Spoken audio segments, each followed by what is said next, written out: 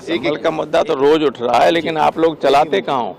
इतने जबरदस्त अत्याचार हो रहा है, लोग मारे गए, 5 आदमी मारे गए, 20 लोगों को गोली लगी हुई, किसी के खिलाफ मुकदमा कायम नहीं हुआ, किसी अधिकारी के खिलाफ मुकदमा कायम नहीं हुआ। होना चाहिए था। अखिलेश जी ने आज कहा है कि सुनियोजित साजिश थी, सुनियोजित साजिश न होती तो जो संभल में हुआ उसी आधार पर बदायूं, उसी आधार पर जौनपुर, उसी आधार पर अजमेर शरीफ, सारे देश में आग लगाने की साजिश है कि नहीं है?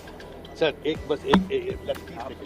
इस पर भी क्या कहते हैं? जी देखिए, अगर हम भावनात्मक तौर से देखें तो वहाँ पर 5 लोगों की हत्या हुई है, जाने गई हैं, और जिस तरीके से लगातार वहाँ पर एक माहौल बना हुआ है, मुझे लगता है कि वो सबसे प्रेसिंग इशू है अभी।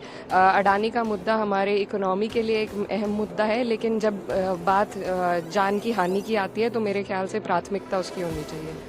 मैम, संभल इशू आज सदन में उठाया गया। अखिलेश जी ने भी इसमें ये कहा कि प्रशासन इस तरह से नहीं था, उस बारे में बिल्कुल, प्रशासन जिस तरीके से सरकार के दिशा निर्देश के अनुसार उन्होंने काम किया है, ये उस तरीके से जो हमारा एडमिनिस्ट्रेशन है वो थर्ड बॉडी है और उन्हें पक्षपात के बिना काम करना चाहिए, ना कि किसी सरकार के हिसाब से उन्हें चलना चाहिए। और हमें लगता है कि हिंसा फैलाने में जो हाथ प्रशासन का रहा है उस पर सख्त कार्रवाई हो, और ऐसे संवेदनशील मुद्दे को लेकर एक सेंसिटिवाइजेशन होना चाहिए प्रशासन में।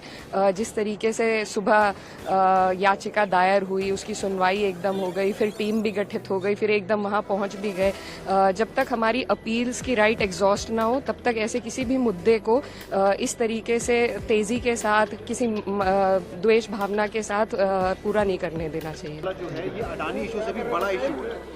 नो डाउट ये इशू बड़ा है, क्योंकि जनता का इशू है, और अडानी इसलिए क्योंकि ये जनता से जुड़ा हुआ मसला है। जनता के साथ जुल्म हुआ है, ज्यादती हुई है, उनके अधिकारों का उल्लंघन हुआ है, हत्या हुई है, इसलिए बड़ा इशू है।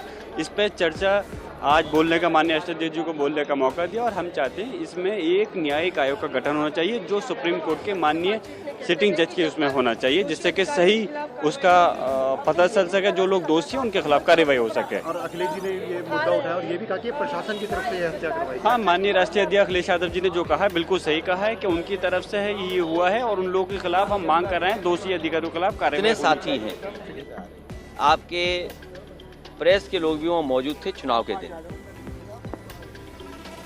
असली ये है कि दिल्ली और लखनऊ की लड़ाई है।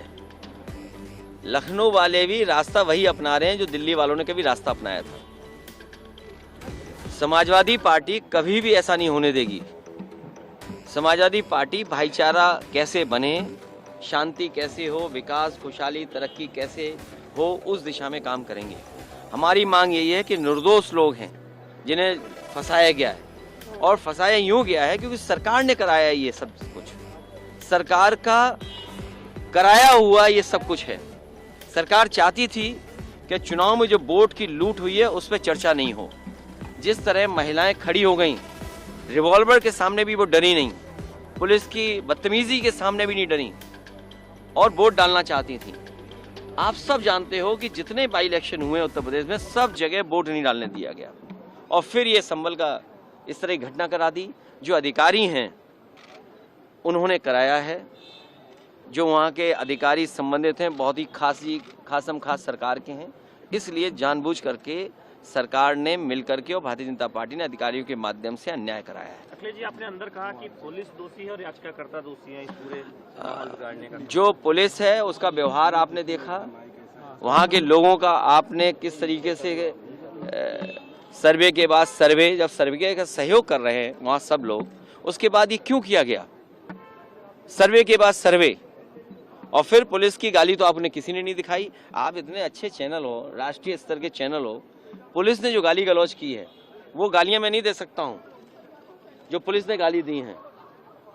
अगर मैं वो गाली दे दूं तो अनपार्लियामेंट्री भाषा होगी। आपने सब जानते हो कि किस तरह गाली दी।